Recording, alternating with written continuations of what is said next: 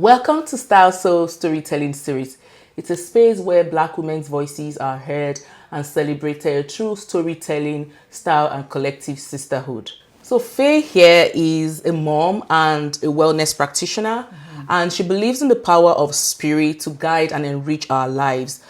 She's going to be sharing with us today her health journey as well as how she was able to navigate her breast cancer journey.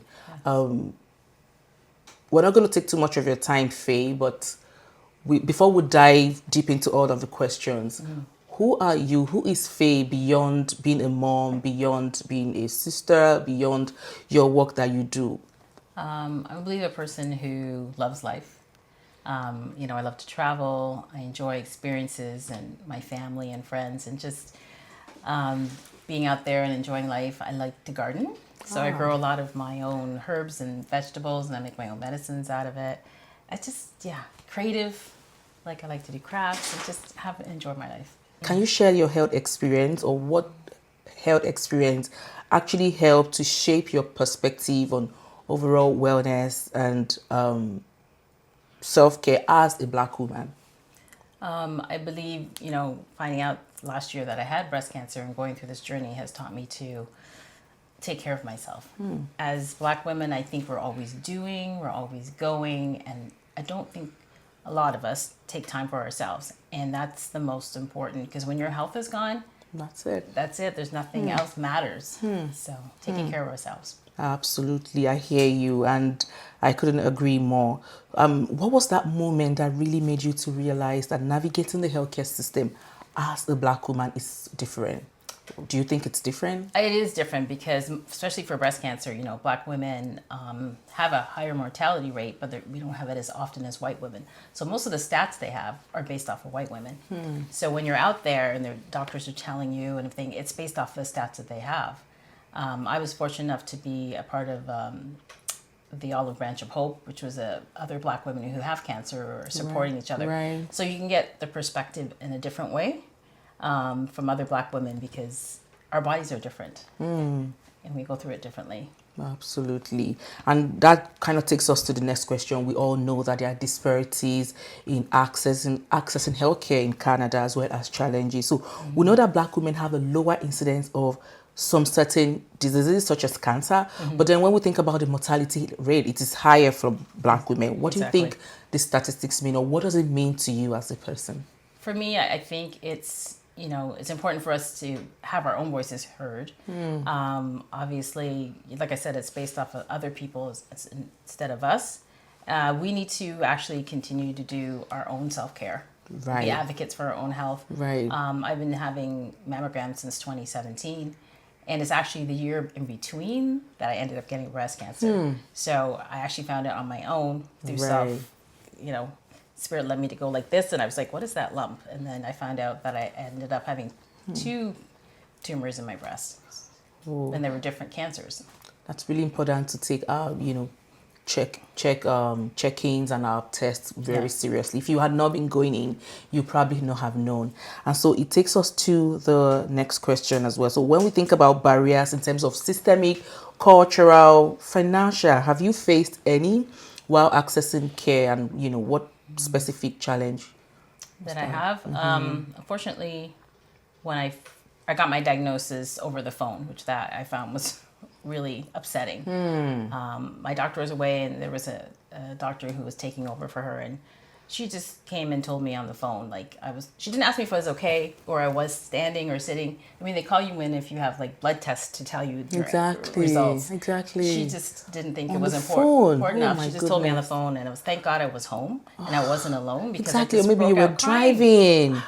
I could have been at work. She doesn't know where I am. So I found that very disrespectful. So, Exactly. and I complained to the hospital about it, and they apologized, and everybody came and said, this isn't usual, blah blah blah. But it happened, and I've talked to other Black women it's happened to as well. They found it on the phone. I just don't So understand. it's not a one case thing. So I don't understand that at all. So that was pretty despairing. So I mean, I remember when my mom had her diagnosis, and we were in to see our first oncologist, the very first person we were going to see, and he right there said, oh, she only has less than 2 months to live. I remember my mom running to the washroom, and she just Yeah, started, it's you know, shocking. diarrhea, dysentery, everything all Oh, together wow. at once. Oh, it's so shocking. You don't know And how you're going to take it. right, Right? we were there wailing, and he's just like, oh, if you're done, please could you shut the door behind you? And he left. Wow. Yeah, so Okay. I mean, you sharing the story as well, I can totally. Yeah. It'd be interesting to know how many other people that happens to. You know, I'm not sure. But as black women, it's disrespectful just to tell you on the phone Absolutely. and not ask you how you are. And she told me on a Friday afternoon at 5, so, you know, it was the end of her work week, so I had no one to ask questions to. And she started talking and telling me all this stuff, but it's like, by then I'm in shock and I can't hear anything she's saying. I'm just like, and at the end she's like, you okay? I'm like, yeah. But I'm not, right? No, You're just in you shock. can be. Yeah. So that was. I mean, did you feel, this is a question that already has an answer. Did you feel heard or and understood in the healthcare system? And if not, what was missing? Well, from that first doctor, definitely not Exactly. felt, not I was gonna heard, say. not respected. But, you know, after that, the other surgeons I had, they were, I think because they've been through it so much, they were much more caring and, you know, they asked me questions.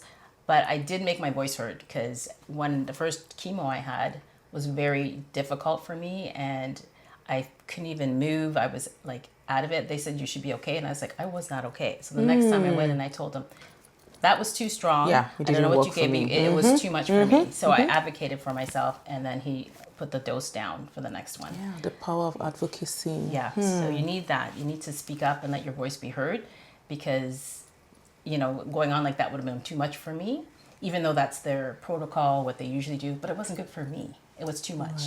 Yeah. So we need to listen to our bodies and advocate for ourselves. What do you think about seeking second opinions? And did you have to at any point?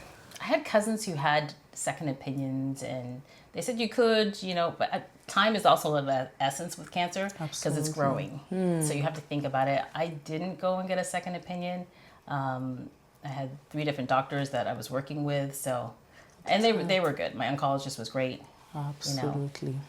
That's that. Thank you so much for sharing. We're going to be talking about community, family, and system support. And so, growing up, we know as Black women, what was a way that health and wellness talked about in a way? How was it talked about in your home? You know, what are certain beliefs about illnesses or good health? You know, how was it being talked about around the home and the community while we're growing up? Unfortunately, I don't think it was talked about enough. Right. My mom, I remember when I was younger, I don't know, 4 or 5, I was told that she was going away for a while. It's like, where? Why? What happened? Obviously, she was ill and she was going to have surgery. I have no idea for what. Everything was a secret. So it doesn't really help. Your mom, like in the same house. Yes. You know, she's Absolutely. going away. Why? Where? I know I was young, but they didn't explain it, so it was just a mystery. Later on, you heard adults talking, and I heard that maybe she had a nervous breakdown. That's a major thing, right? is. I don't know how you explain it to a child, but you should tell them that, you know, she'll be okay or whatever, but it was a mystery. So I don't think we talk about things enough as women and share, at least my generation. Hopefully it's better now. Like I try to be better with my daughters. Absolutely. Yeah.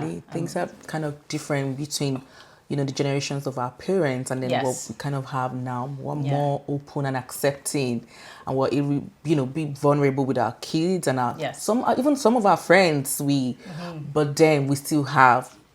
There's still a cultural beat to sharing stories, especially about cancer. How did you navigate that when you got your I diagnosis? found that some people want to keep it a secret and some people don't. And I thought I wanted to keep it a secret, but then my partner's like, you know what, you have to tell your kids. You have to tell, you have to share. And I'm so glad I did because you need that support. Absolutely. And I don't know how anybody that does this alone. There is so much that you go through. You need the help. And you need the support to help you get through it. So I hope that people share and don't try, because it's more stress on you. It is. Yeah. You know, you're trying to keep people from knowing, and then you're also navigating all of your emotions that Yeah. goes with not just the diagnosis, but even the treatment Right? itself. All the treatments, you need help. I can't imagine. You need to be positive. You need to keep your energy up. So you need people around you to support you and get you through that. So it's quite important. Right. Yeah. And so as a mom, a daughter, a sister, a friend, you know, even an entrepreneur, how do you balance taking care of others, especially with the work that you do, while also taking care of yourself? I think in the past that is part of my issue. I wasn't taking care of myself. I was taking care of everybody else. And especially in North America, we have the culture of move, move, move, keep going, keep doing. And then you have to slow down. You have to take care of yourself because, like I said, your health is gone. You're in trouble. Now, spiritually, I is in my life, spirituality, and I do meditation, deep breathing. I take time to do positive affirmations, visualize my health, and just kind of help me get through this. So now I've learned, and I'm going to keep it up and put myself first, because that's not being selfish. I think we think putting ourselves first is selfishness. Selfish, right. But it's not. If you're not well, you can't look after all the people that you want to look after. Right. So I definitely learned that lesson. And I think culture also has, a role to play in having to be the one who keeps everything together. And you know what, we're not allowed to break down. We're not allowed to fall sick. We're superwomen. Superwomen. Black women are superwomen, and we do everything. We look after the house, the kids, you work, you got a degree. You're doing everything all at once. Right. So we need to get the culture of just looking after ourselves and taking time. So now I definitely do that. Went to the spa last weekend. I need to do things. Exactly. Absolutely. And of course, when we think about caring for ourselves too, we also think about community. You did talk about it earlier. So how do you think, how important this community is when it comes to healing, both physical, mental, and emotional? It's very important. I had friends who came by and brought me soup. My kids were there and to give me my medication when I was too weak to do it. And just to help. Simple things like Bayview, you can't do all that. So your community my community for sure came together, and they were supporting me. Even just people just texting me, "How are you doing today?" meant a lot to me. So emotionally, physically, you need your team, your tribe. Absolutely. And I think you already did answer this. So I was going to ask if you could recall a time or moment when another Black woman's support or wisdom, just maybe even wisdom, changed your perspective on self-care or health. Yeah, the self-chat group, like I was saying, they were amazing. They, gave you a lot of advice of what to do and how to take care of yourself, during this time. Look after yourself, watch good movies, just simple things that we forget to do for ourselves. Absolutely. So, yeah, a lot of good wisdom from those women, which helped me get through this.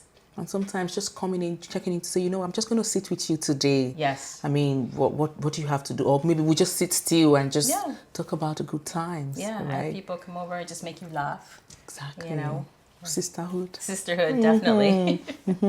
So we'll be going on to talk about faith and healing, and for many of us, faith and spirituality are a big part of our healing journey, and I think you did share that earlier as well. So has spirituality played a role in how you navigate your health, whether by yourself or maybe when you're at the hospital, with your healthcare professionals? I have these beautiful sisters who, before I went into my surgery, they all sent me a prayer. Each a beautiful prayer, and I had my phone before I went in, and I read them all, and it just gave me power and just of course you're going to get through this. They were just so beautiful words that they all wrote their own thing for me before I went in. I really was grateful for that. So just the community telling your sisters that this is what I'm going through. I need your strength right now, and they were there. So that was beautiful. So yeah, community, spirituality. Like I said, doing the things I do is just doing practices that help you heal and calm yourself and look after yourself. So yeah, it's beautiful. And so how do you stay grounded when you feel overwhelmed? Breathing. Yeah, exactly. I was going to say a lot of meditations. A lot of meditation. Just calm yourself, talk to yourself, positive self-talk, right? And just bring yourself down. And for those who don't know how to do that or how to start, do you have any, how do you or can you guide them right now, or just let them know? I know there's different things you can do. I would actually start going online to YouTube. Okay. There's many meditations. Find what you need. Get a guided meditation where they're talking. One that you enjoy the voice and it calms you. Start there. Play that. There's ones in the morning to get you positively going. There's ones in the evening. There's one for, calming. There's healing. There's all kinds. So I would do that because that's free. That's out there for everybody. Exactly, Yeah. exactly. So Yeah. YouTube is a great Yes, resource and it a is. tool that a lot of people do not know what can be found there. Yeah. But yeah, guided meditations. Yeah, type in great. guided meditations, and there's lots there for you. It's a good place to start. You're absolutely right. Exactly. You know, and so for many of, if you could speak to your younger self, your younger Faye, about health, about self-care, about wellness. So she's sitting here in the room with us now. What Okay. would you? I would tell her to ask more questions. Listen to your body more. Don't push past. I used to push past tired. You know, I got one more thing to do. I got one more. I don't think that's good for you. Right. So just slow down. Listen to your body. When you're tired, let it rest. When you want to sleep, somebody asks you to do something and you're actually tired, say, no, I can't. No, it's, No, it's a great. yes, it's really a great thing, and it's a full sentence. Yes. No is no. No. I mean, I did just learn to say no. Sometimes for Black women, it's really, really, it's hard. So I did just I just sat down one day and I said, you know what? Not today. Not today. Not Yeah. today. So no was very powerful. Yeah. So listen to yourself, and when no is the word, go ahead and don't feel afraid to use it. Absolutely. It's no, not today. I mean, what is that one thing that you wish that Black women knew about their health as well as advocating for themselves?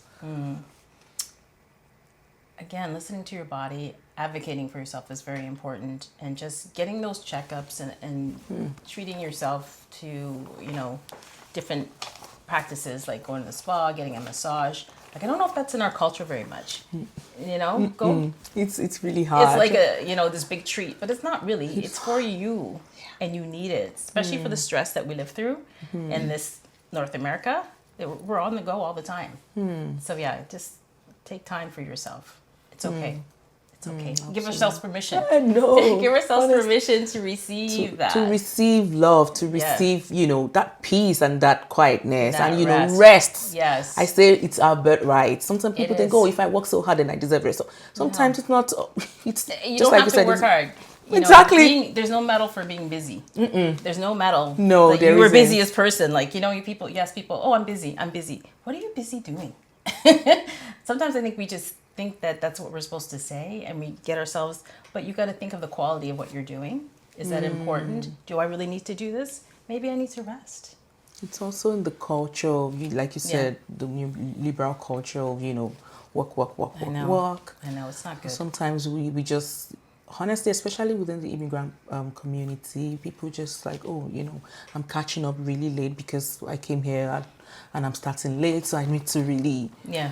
and it's That not energy. talked about enough. Yeah. The energy of go, I think catches up to you. It does. It really does. One woman I met who had cancer, and she was saying, you know what it is? She goes, it's prolonged stress. Because we're saying, what causes this? You know, and Black women are popping up with it all of a sudden. All of this. Because we've right. had prolonged stress and we haven't taken care of it. And it's, I think, And catching the up body to does us. keep the score of all of the stress. It does. There's this favorite book of mine. Yeah. That you know, the body keeps the score. I tell every Black woman, every trauma that you go through. I mean, there's some that are natural, like childbirth, but then it still doesn't mean that there's no trauma from it. And then all of the other pieces, you know. To get help, like, reflect every once in a while and look at your life and say, you know, I did go through this. Maybe I need to take some time and heal from it. Instead of just glossing over and going to the next thing, I think we do that as well. We need to like stop and say, you know what, that was hard. You know, and it did cause me some stress. Let me deal with it and heal from And it. heal first, right? Absolutely, absolutely. So if there's one change that you can think of within the Canadian health system, if there's one change that you can push for, what is that change? Just one thing, you know, you're like, oh, here is a magic wand, Faye. What is that one thing that you would change within the healthcare system and structure? Oh, I don't know. There's a lot of things, but for us, advocacy, you know, make your voice be heard, you know, use it to your advantage, what is there. Like, you know, I was struggling when I wanted to, you know, when I got the diagnosis of I was going to take chemo or just do it naturally. So you have to weigh out what's good for you, what's best for you. Because there's a lot of information out there and it gets thrown at you, especially when you have cancer really quickly. Oh, yes. And it's like, okay, what do I do? But how do you feel and what do you believe is best for you? So That's all I could say. Do the best you can with all the information you're given. Research. Do your own research. I know some people, just do whatever the doctor says, as my oncologist says. In a perfect world, he goes, you would do everything I tell you. But I didn't. I pushed back because I didn't believe in everything that they were saying for my body, for me, and my circumstance. I know everybody's different. So take the time to be individual. Don't let them throw you into just the box of you're just a number. You're not a number. You're an individual. Stick up for what you feel is right and work through it for you. Yeah. Okay. How about the system? Like, as the system is, our hospitals, the practitioners, do you think there's something that should be different in the ways that they... I guess my experience was pretty good. They did listen to me as I pushed back, but I think you have to feel the pushback. So, like I said, and, they're like, okay, it's your body. Yeah, it is my body. And that's okay, for me to stick up for myself and say, no, I don't want this. So in the system, hopefully you have doctors who are listening to you. Right. And if not, get a new doctor. Exactly. I always say second opinions do not hurt. Second opinions don't hurt if you're having a doctor who's not, listening to you. Yeah. Because some doctors are dictators. They just tell you, right? I didn't have that, so I was lucky. But I know some people, the doctor just says they're not very good at listening. So, yeah. And they don't even want to try. Like with my doctor that I told you, my mom's doctor, he had given up before he even started, and we knew that we were not getting anywhere with him. So did you get somebody else? Yes, we did. Okay. We did try. We started to write. So if that's your experience, definitely advocate and move on, because there's lots of doctors out there. Absolutely. Lots of doctors. Also, before we wrap up, Style Soul is really about celebrating beauty, style and all of that. So how has your relationship with beauty, whether it's makeup, whether it's fashion, self-expression in your own way, how has it changed over time, whether before your diagnosis or maybe, as you have grown, has that changed? And definitely grown and changed. I think in my 20s, I was like, out there having fun and whatever, dressing because you're young and you could wear all those short things and look cute, right? But as you mature, it's kind of like, okay, what is my style? You still want to look lovely, right? And look nice. So, like the outfit I have on today is beautiful. Yes, I agree. So you still want to express yourself. It may change and mature, but, still fashion is important. From our hair to our feet, right?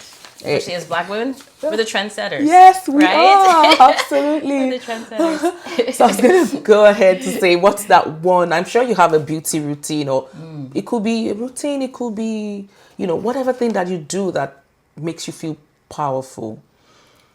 It could be an activity, or it could be, anything. Exercising. I'm doing Pilates now. Oh, wow. Getting out there and exercising and walking and doing something for my physical health.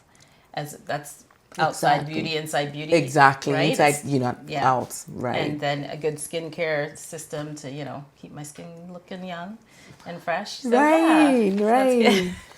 So we are celebrating you today, Faye, with all of the makeup, the styling, the beauty. What's one word that you can use to describe yourself right now? How do you feel right now? I feel beautiful. You guys did a great job. Appreciate it. Confident, beautiful. Yeah, happy. Thank you for sharing your story and for honoring our invite to be here today. Your voice and your story, as well as your presence, everything, it matters to us. And to everyone who's watching today, Style Soul is also a space for you. So drop your comment, share, engage, and also share your stories with us. Let's keep the conversation going. See you next time, and bye-bye. That's it.